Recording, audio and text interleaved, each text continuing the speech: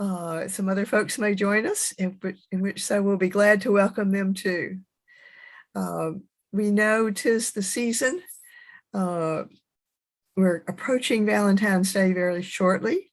So we have 3 love stories today.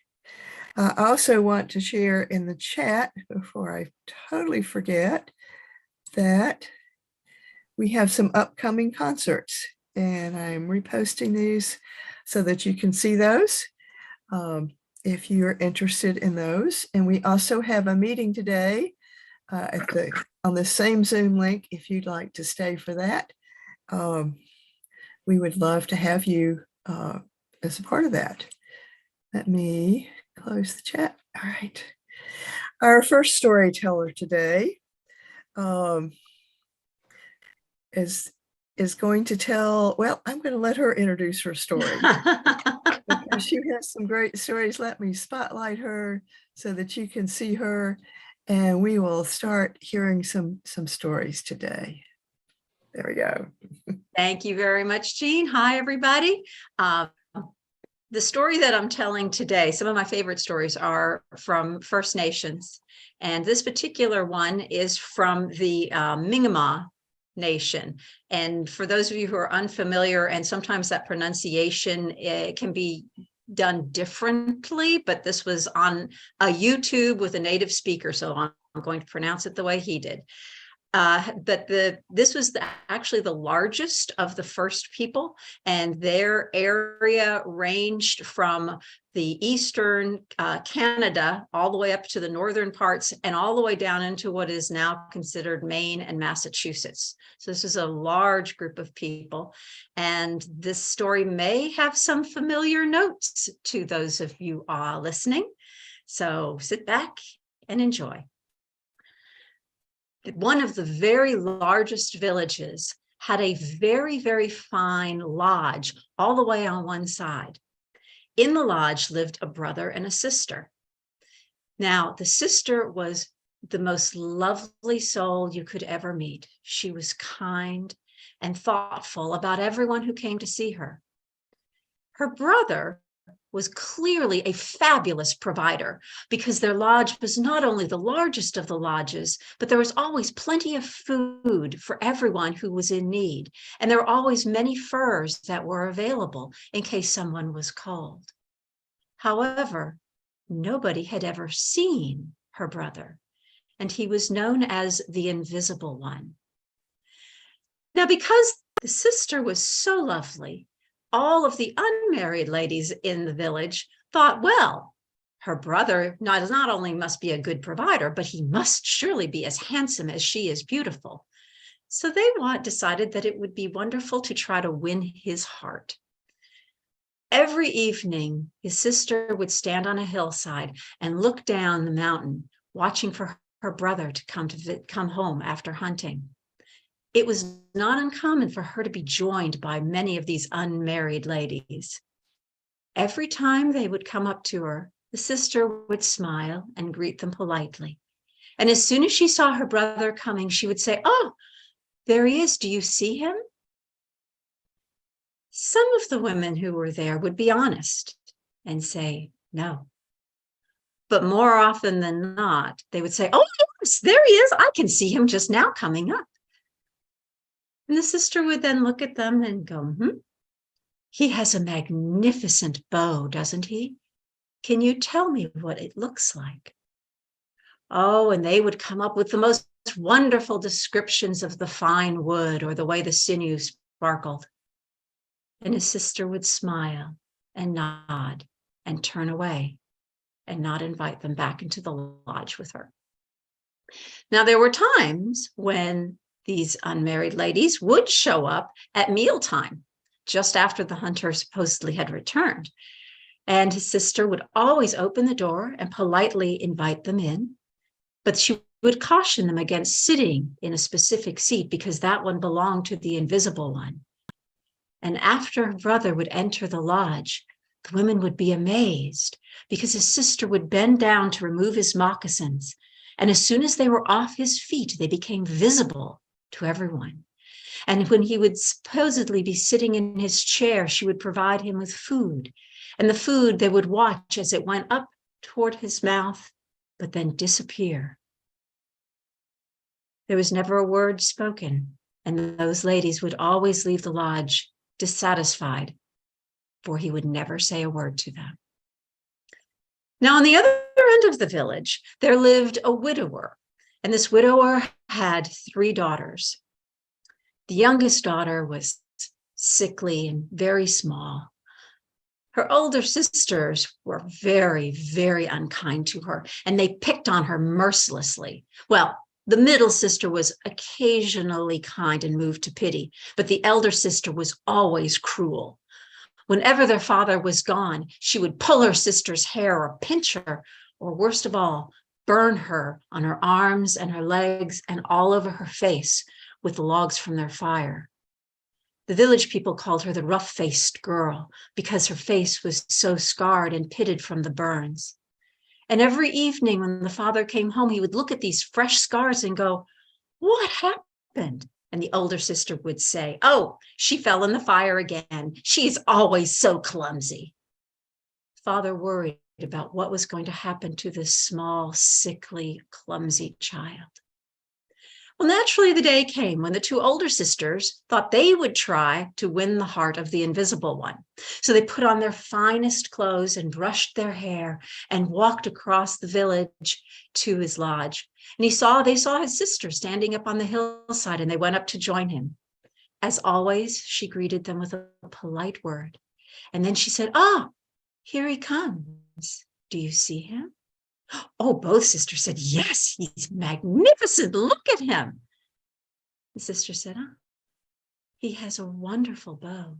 Can you describe it?" And the older sister said, "Oh, yes, it is made of the most wonderful polished oak." And the middle sister said, "Oh, no, sister, I believe you're wrong.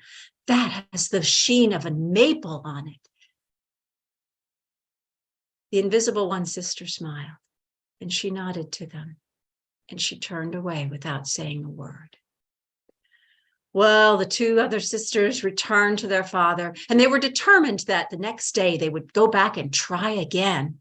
However, that evening, when their father returned home, he had with him a great deal of wampum, which are small, colorful shell beads. So the sisters the next day decided that they would be stringing the beads and decorating so they would look even more magnificent when they went to approach the invisible one sister. Well, they were so busy that the youngest sister decided perhaps she would try to win the heart of the invisible one. She had nothing but rags to wear. So she went out and she found a birch tree, and very carefully she peeled off some of the silver birch, and she decorated it by scratching little figurines into the hard wood. She made herself a dress with this. And then, since she had no other shoes, she found an old pair of her father's moccasins. They were much too large and they were stiff with wear, but she soaked them for as long as she could in water to soften them up, and then she carefully bound them to her feet. She went to her sisters and asked very politely if she too could have perhaps a little of the wampum to decorate her new outfit. The older sister just laughed at her, but the middle sister felt pity for her, and so she gave her some of the beads. The youngest girl dressed herself as best she could, and then, gathering all of her courage, she walked through the village. The villagers saw what she was doing, and they began laughing at her, going, "Look, there goes the rough-faced girl. Oh, she's going to try for the invisible one. Look at how ridiculous she is." But she held her head high, and she continued walking until she met with the invisible one sister, standing on the hillside. They stood there together, and of course the sister politely greeted the rough-faced girl. She said nothing about her attire, but instead treated her like she would anyone else. And then she pointed and she goes, "Oh, look, here he comes." The rough-faced girl squinted for just a moment, and then her eyes grew wide. "Oh, see him, and And oh, the invisible one's sister looked at her curiously. What do you want to say? I can see him, but look at his bow. It's magnificent. It's made out of rainbows. And that's not sinew he has attached to it. It sparkles. It's the Milky Way. The invisible one's sister looked at her and she said, come with me. Together they went into the lodge. She seated the rough-faced girl down in the finest chair, and she went to a small area and pulled out a little bag of ointment. Very gently, she took this ointment and started rubbing on the face of the rough-faced girl, so gently and so kindly. Bit by bit, all of the scars on the rough-faced girl's face began to disappear slowly, and her skin started to take on a glow. And then the invisible one's sister took a brush and brushed the rough-faced girl's hair. And instead of being thin and scraggly, it started becoming more and more luxurious and long and dark until it was ready to be braided. And finally, the invisible one's sister pulled out wedding clothes and invited the rough-faced girl to take off her birch attire and instead put on the wedding clothes. The rough-faced girl was amazed, and her skin began to glow because deep down inside of her, she remembered what it felt like to have someone care for her. She remembered her mother and how her mother used to brush her hair and touch her face and love her. So when the invisible one came into the lodge, there he saw not a rough-faced girl dressed in birch, but instead a lovely young woman whose eyes and heart were glowing. He looked at her in surprise, and then his sister came over and took her brother's hand and put it into the hand of the rough-faced girl to indicate that they were to become husband and wife. He escorted his new bride out into the village, and for the first time, everyone could see him. And he was, in fact, as handsome as they had expected him to be. And then the villagers felt ashamed, for they realized that they had been so unkind to the rough-faced girl. And while the young hunter had been invisible to them from his face, so had the rough-faced girl been invisible to them because they had never seen what she was like on the inside and how truly beautiful she was. So they changed her name, and instead of the rough-faced girl, she forever became known as the loveliest one. And that is the story.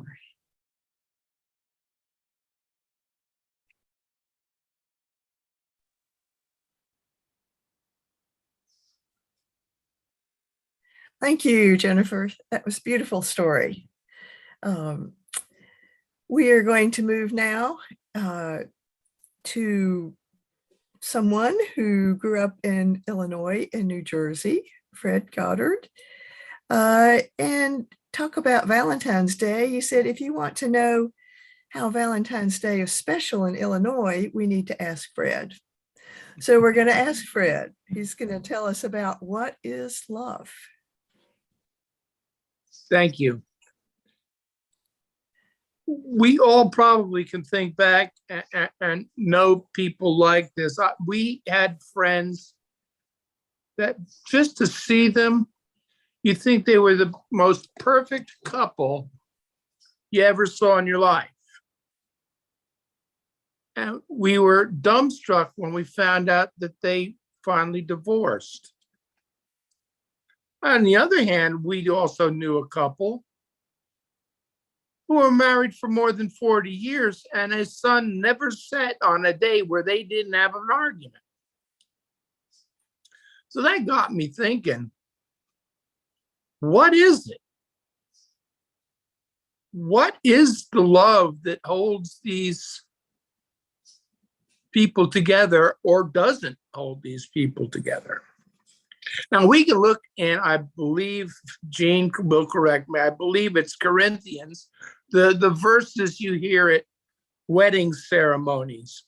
And I looked at them. The problem with is that it tells you a lot of what love isn't, but not what love is. So if you don't mind, I have a couple of short little things that may give us a clearer view of the subject. In 1920, Ruth Horton found herself being talked into attending a local baseball game by her sister Dorothy. Now, these were the days where most towns had their own baseball team. They would travel from town to town. And on this particular day, Dorothy wanted to go see a young man named Donald DeLazier play. She was just head over heels with this man and just had to see him play. Ruth didn't care about baseball one way or another, but she decided to go along, after all, get her out of the house and get her away from babysitting duties on her baby sister. So they got to the ball yard and they set up a picnic blanket right along third base, only a few feet away. And there they sat. And the ball game started. And this Donald DeLazier that Dorothy was so enamored of, he was pitching. And every second he was pitching, Dorothy was in Ruth's ear. But Ruth wasn't paying attention to what turned out to be her future brother-in-law. Her eye was drawn to a left-handed first baseman. What caught her attention was that his head never was still. It was always looking from right to left. And he never took part in the usual baseball chatter that you heard. Well, Donald just mowed over the first batters he faced, and they came in to switch sides. And the first batter up was that first baseman, and he was left-handed. Now, meanwhile, Dorothy's still quacking in Ruth's ear, and Ruth turns to her sister to tell her, "Will you please be quiet?" When all of a sudden there's the sound of the crack of the bat and 18 ball players yelling, "Watch out." Well, just reflexes. Ruth went back like this, and the ball whizzed past her face. Well, she finds herself on her back. Now, she had a skirt on, being 1920. Her legs are straight up in the air. Her glasses go flying.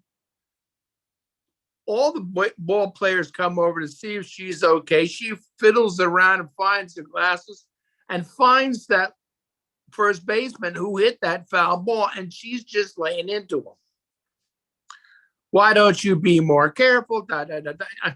And he's just standing there staring at her. And the longer he stared, the angrier she became. And then, without saying a word, he turned and walked away. Well, that really set Ruth off. She turns to her sister, "Where do you think he's going? He almost broke my glasses. Where am I getting $25 for a new pair of glasses?" And that first baseman walked totally off the field over to a parked car and came back with a small box with a wire hanging out of it and a round disc at the other end. Now, all this time, Dorothy's going, "Ruth," and Ruth wasn't having any part of it. She was still angry when this guy came back. And he flipped the switch on the box and took this circular disc at the other end and held it to his ear and said, "Would you mind repeating yourself?" And Dorothy said, "Ruth, this is what I've been trying to tell you. This is Horace Wells. He's deaf. He didn't hear a word you said."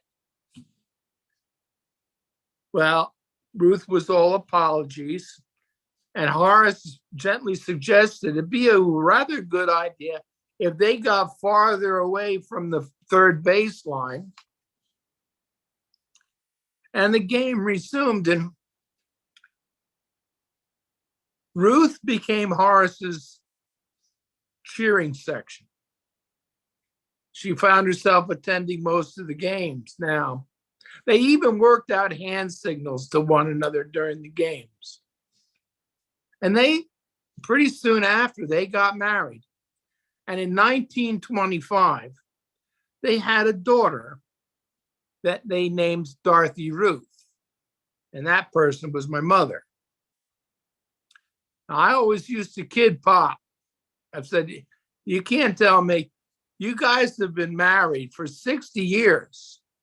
And it's all because you can reach inside your shirt and turn that hearing aid down." Because that turned my grandmother into a silent movie actress. But I noticed Pop never missed a word that was said if it was something important. So love overlooks disabilities and listens carefully to the important things in life. Now, my mother and father, they met on a blind date. Dad got liberty in World War II because he had a ship torpedoed out from under him by a U-boat. And his best buddy said, "You're coming home with me." And he hooked him up, much to my father's chagrin, with a young lady that turned out to be my mother. Now, in the 40 plus years they were married, I never heard them argue about a single thing. But I do know there was one thing that was always a bone of contention between the two of them. My father grew up on an Illinois farm, and he always wanted to go back to Illinois. And it would have taken an act of Congress and the 101st Airborne to get my mother to go back to Illinois. But when I was about 8, we took our summer and went out to Illinois to visit.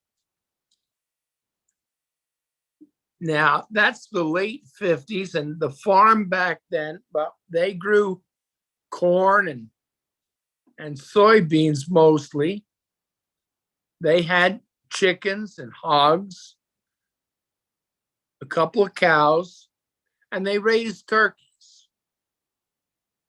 And they had a nice barn, a good house, and a state-of-the-art outhouse, because indoor plumbing didn't reach them until the mid-60s. So one morning, Grandpa took me out and I helped him with all the chores. I fed the hogs. We collected eggs. I had a ball. And we come back and to find my father and my 2 uncles sitting outside the house on the porch with my mother. And my grandfather says, "He done good, Dorothy. He's going to make him a good farmer, you know." And my mother didn't say anything. And Grandpa sat down and I sat down. And about that time, my grandmother comes out of the house and says to my mother, "Dorothy, would you like to pick some strawberries with me?" And my mother said, "Sure." And off they went. And my Uncle Eugene says to my father, "You know, Bud, you're never going to get her to come back to the farm." And Dad said, "Yeah, but I do have my hopes." So off they went to pick strawberries. Now, I didn't see my mother for 4 hours.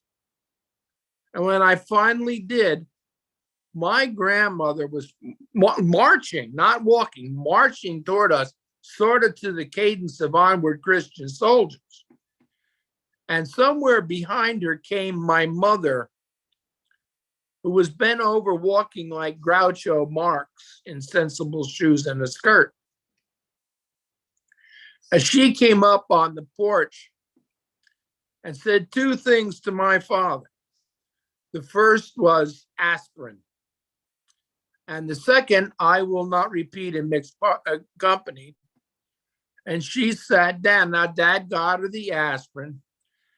And they all carried on their conversations. And my mother just sat there staring across the lane at the outhouse. And finally, she gets up and says, I guess I can't put this off any longer, and heads toward the outhouse. Now, my Uncle Eugene was never one to let a stone be unthrown. And he calls after her, Dottie, don't worry. We knew you were coming. We sanded that seat down real special for you. You won't get any splinters. Well, they all crack up laughing, including myself. My mother didn't see the humor in it all. She just goes, oh, thanks, Gene. And off she went. So she backs into the outhouse and closes the door behind her. And about 5 seconds later, there is a blood-curdling scream coming out of that outhouse.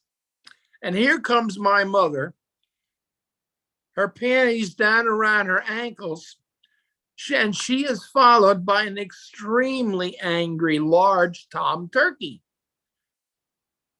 because he had his nap interrupted.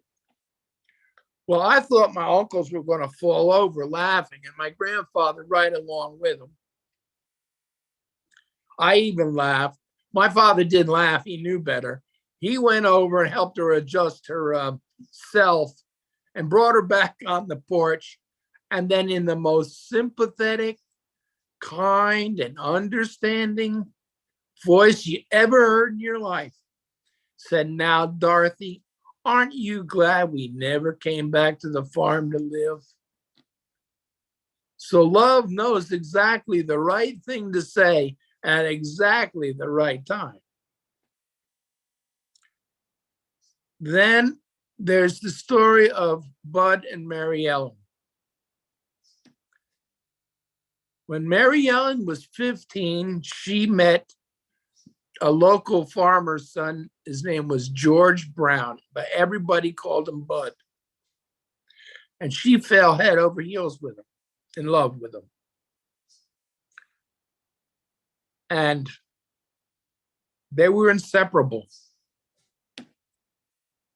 And he went away in the early 50s into the Navy. And when he got out, he took Mary Ellen out to dinner and told her, despite the fact that he loved her very, very much, they couldn't get married. You see, mistakes had been made. It doesn't really matter what it was, but it just was. So they went their separate ways, and they both got married, both raised a family, both buried a spouse. Mary Ellen buried 2 of them, as a matter of fact. And then they didn't see each other for over 40 years. Well, not too long after Mary Ellen's second husband passed away, she came up to Illinois from Florida to visit. And on her last full day there, she brought her car into the garage where her brother worked to have her car looked at before she headed home. So while her nephew worked on her car, she's sitting talking with her brother, and she notices at the far end of the garage a white-haired gentleman in bib overalls staring at her with the goofiest looking grin on you ever saw in your life. She tried to pay no attention to it, but every time she looked up, he's staring at her. finally she says, "Who is that guy over there? He's creepy." And her brother chuckled and said, "Ah, don't worry about him. He comes in here all the time. Matter of fact, he's always asking about you. That's Bud Brown." And Aunt Mary Ellen went over to him. And she took one look in that face, and she was 15 years old all over again. They ended up getting married and moving to here to Tennessee. And they spent almost 11 years together before Bud passed away. I always used to like to look at my Aunt Mary Ellen and Uncle Bud. We'd go visit. And they didn't talk much to each other. They didn't have to. They would just look at each other. And you knew. You knew. Well, just a few days after Uncle Bud passed away, Mary Ellen was going through his things, and she found his wallet, which was as old as he was. And she was going through it, and buried deep inside, where no one would see it unless you were looking for it, she found her yellow-tinged high school graduation picture that, despite everything, Bud had carried with him all those years. So love never dies. It can go dormant. And you'd think those embers were stone cold, but they're not. It just needs a little spark to set them ablaze again. And it reminds us love is something kind of unique to people, to humans. And I think it's a gift from God. Just another reminder to tell us how special he thinks we are. Thank you.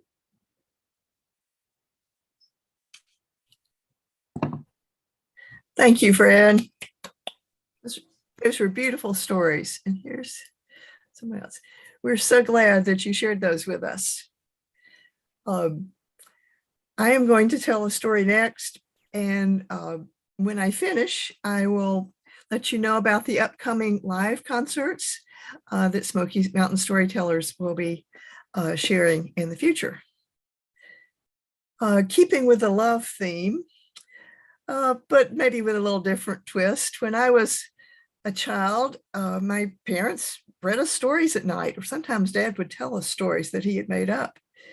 And sometime around second or third grade, I was given a book called The Fairy Tale Book. It was a deluxe golden book. Maybe some of you all had this one. It apparently was above my reading level because I don't remember reading any of the stories from this book until recently. And I pulled it back out, and it has some wonderful fairy tales in it. And I'd like to tell you one now that's about love, and it's about the Frog Princess. And I will spotlight myself before I start. There we go. All right. It's called The Frog Princess. The story takes place back in the time when there were feudal lords, and in this particular instance, in this particular place, they were called. This one was called a czar, and he had a queen, a wife, who was called a czarina.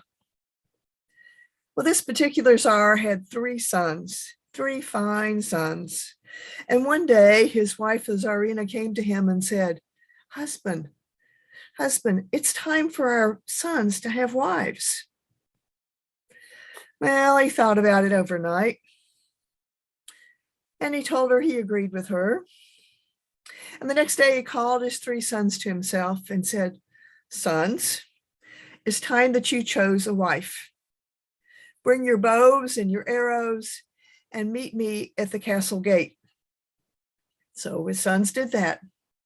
They brought their bows and arrows and came before the castle gate. And the Tsar said to them, "Sons, I want you to one at a time take your bow and arrow and shoot an arrow off in any direction you choose. And where that arrow lands, the young woman who chooses that arrow will become your wife." Well, the oldest son took out his bow and his arrow, and he shot it off to the right. It went through the woods and over the woods and into the land in an adjacent castle. And there it was picked up. It landed at the feet of a young woman who was a lord's son. Well, he made his way through the woods and he found the arrow and he found her and brought her back to be his wife.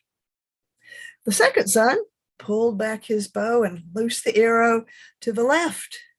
It went across the fields and the farmland and ended up in a garden at the feet of a merchant's daughter. She picked up the arrow, and by the time he got there, he knew that she was the one who would be his wife. Then there was the third son. He picked up his bow and got the arrow ready to shoot and shot it straight ahead. And it went a long, long way. It went over some woods and over some fields. And it took him a couple of days to find the arrow. And when he finally made his way through the woods and fields, he came out to a large marsh, very wet area. And he looked out, and there in the marsh was a great big frog with big eyes that had gold flecks in them. And the arrow was in the mouth of the frog. And he ducked down in the reeds and thought, "That's a frog. I can't marry a frog." And then he started thinking about his dad and obeying the Tsar, and he stood up and he walked over to the edge of the marsh and looked at the frog. And the frog spoke. And the frog croaked, rather, and the frog said, "Frog though I may be, if you don't marry me, you'll regret it. Don't forget it." Well, he resigned himself to having the frog as his wife, and he went out into the marsh and picked the frog up and held the frog against his heart the whole way back to the castle. Well, the day came for the royal weddings, and all three were married to their prospective women. The oldest was married to the Lord's daughter. The son was married to the merchant's daughter. And of course, Ivan, the third son, was married to the frog. Well, time passed, and the Tsar decided, I need to know more about my daughter-in-laws. So the Tsar called his sons to him and said, "I want to see which of your wives is the most clever." He had with him 3 big bolts of identical bolts of cloth. He handed one to each son and said, "Take these to your wives, and I would like them to make me a shirt by tomorrow morning. Bring it back to me tomorrow morning." So the sons took the bolts of cloth. The 2 oldest sons gave them to their wives, and they called all their maid servants to them, and they began working on a shirt.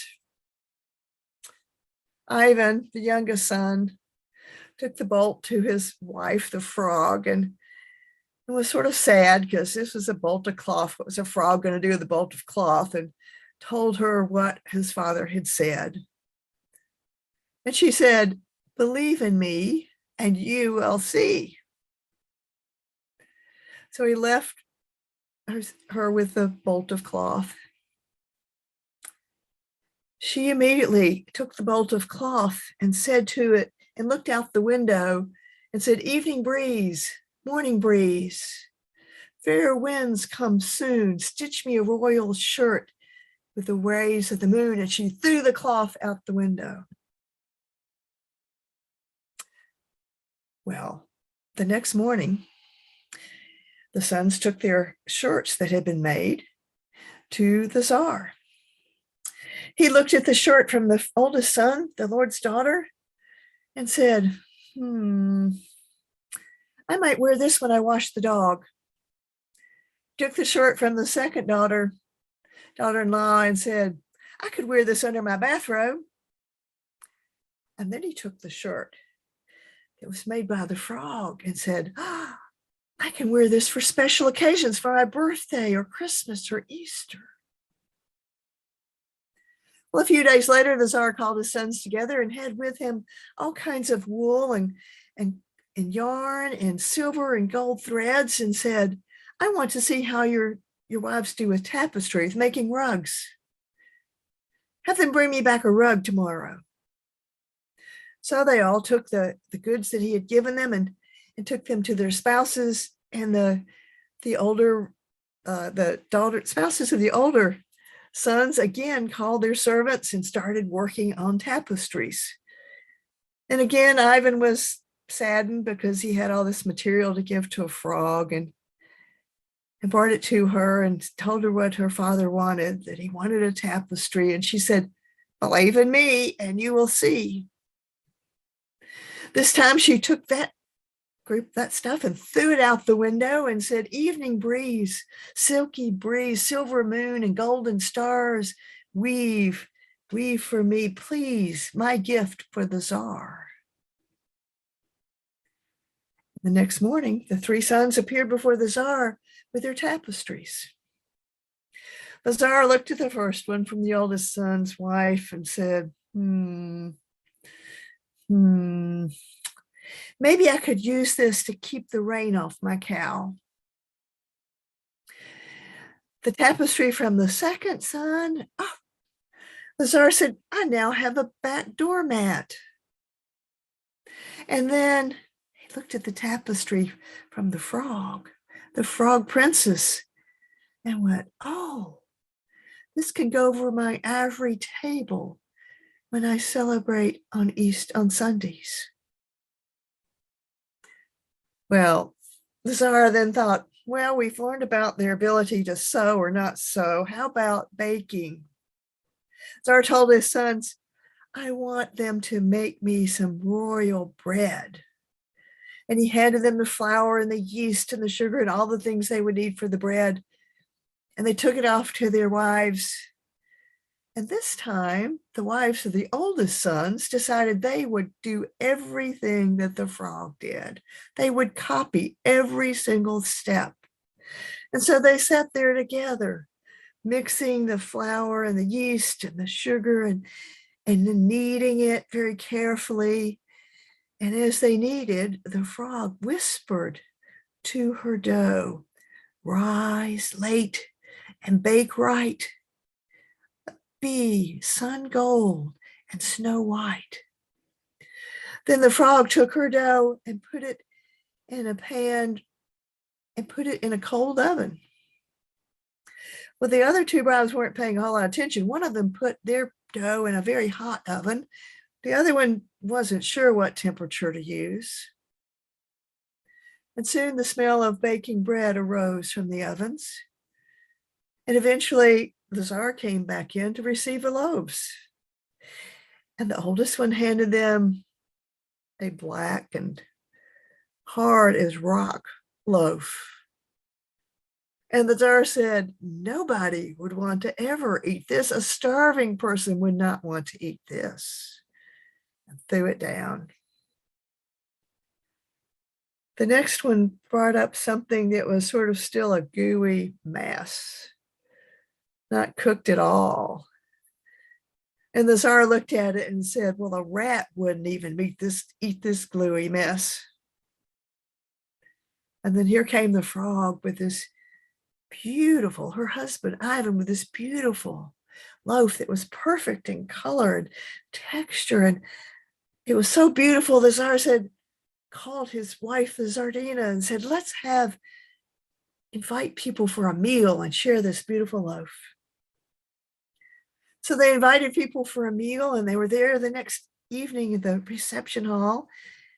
And there was the wife of the oldest son, the Lord's daughter, and there was the wife of the middle son, the merchant's daughter. But there was no wife for Ivan. She didn't come. The frog wasn't there. Of course, the two older ones were talking about, oh, she's not going to come. The Tsar's going to be really mad. They were sort of happy about that because they've been jealous of her all this time. And all of a sudden, they heard outside the castle walls a whole troop of horses coming up the road. And they thought, oh, we've got a special surprise guest. And the Tsar was as puzzled as everybody else as to who that might be. And Ivan went and pulled back the draperies and looked out. He said, oh, it's my wife. And she's beautiful. She's a beautiful young woman, all decked out in royal robes. She is shining like the dawn. And everyone looked at him like, what? And in walked this beautiful woman, his wife, who was no longer a frog. Well, when they sat down to the meal, of course, the two other wives were beginning to copy her again. And when she took a glass of wine and put it up her sleeves, they did the same thing. And then she took some chicken bones after she'd finished and put those up the other sleeves, and they did the same thing. Everyone finished the meal. Everyone was marveling at this beautiful woman among them, and Ivan's beautiful wife. And they started playing the music, and Ivan asked her to dance, and they started dancing. But before she started dancing, she shook out the sleeve with the wine glass in it, and it became a beautiful fountain in the middle of the ballroom. And then she shook out the sleeves with the chicken bones in it, and it became two swans swimming on the fountain. Everyone was in awe. Then, of course, the other two wives decided to shake out their sleeves. They shook out the wine glasses and got wine all over the beautiful clothes of their husbands. They shook out the chicken bones and hit people in the hall with the chicken bones in their faces. And the Tsar got angry and told them to leave. Well, the party began to wind down, and Ivan made his way up to his room. And there on his wife's room, and there on the bed was a frog skin. And he took it and he pitched it into the fire. And immediately his wife, his beautiful wife, appeared and said, why did you do that? Oh no, now I'm going to have to leave. I'm going to have to leave you now, and it's going to take you days and days and days, and you're going to have to pass through kingdom after kingdom, dozens and dozens of kingdoms, if you want to find me again. And with that, she turned into a swan and disappeared. Well, Ivan was crushed. He was berating himself for his impatience. Why couldn't I just accept her like she was? Why couldn't I? Why was I so impatient? And he immediately ran down and got his finest horse and took off to find his wife. And he traveled uphill and downhill and through woods and through marshes and across rivers and streams. And finally, his horse was exhausted. And he was exhausted days later, and he collapsed in a heap and fell asleep. And when he woke up, there was an old man sitting there. And the old man said, son, you must be really troubled. You were mumbling in your sleep, mumbling about a frog and about beautiful as the dawn. A frog is beautiful as the dawn. You seem very troubled. What are you seeking? Ivan sat up and told the man his story. Told him about how he was seeking his wife, the frog princess. And the man said, you know, that was a terrible thing to do, to throw away the frog skin. That wasn't yours. It's not right to ruin somebody else's, something that belongs to somebody else. And you're so impatient. And Ivan said, yes, yes. Oh, but I love her. Why couldn't I have just loved her as she was? Why was I so impatient? And the man said, I had something for you, the old man. And he pulled out a ball, plain looking ball, and said, roll this in front of you and follow it as far as it goes, and you will find her again. And then he disappeared.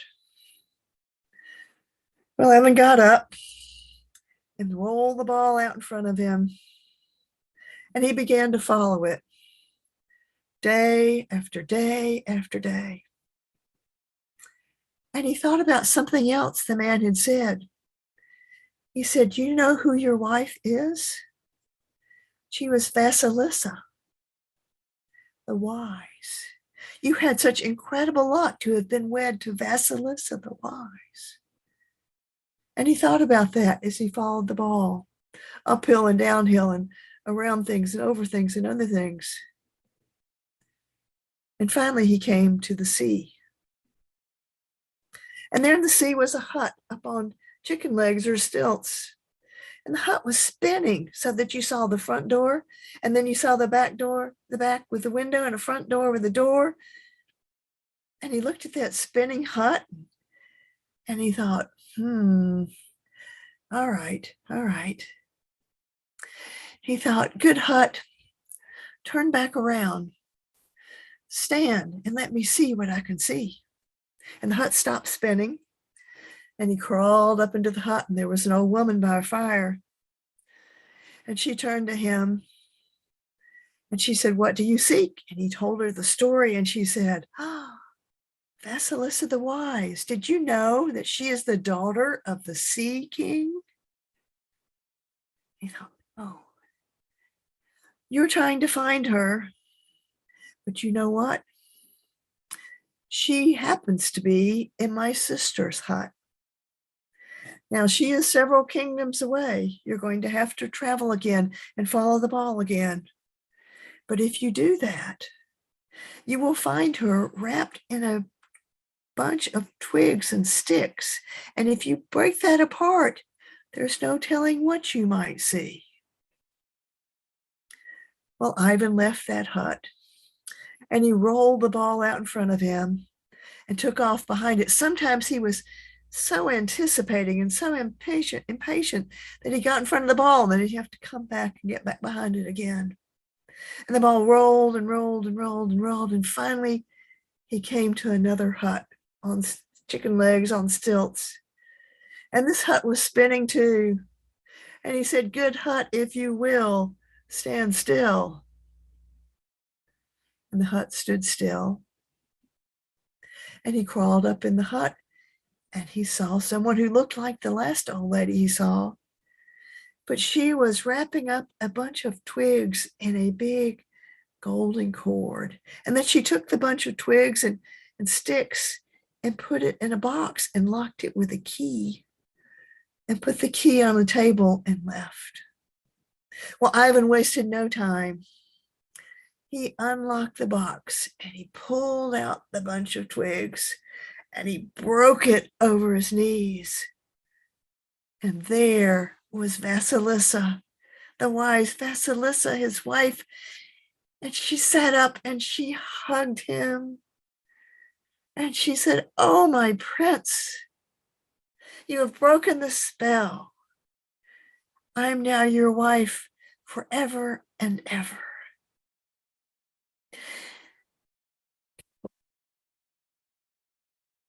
Back to the house of the Tsar. And of course, they lived happily ever after.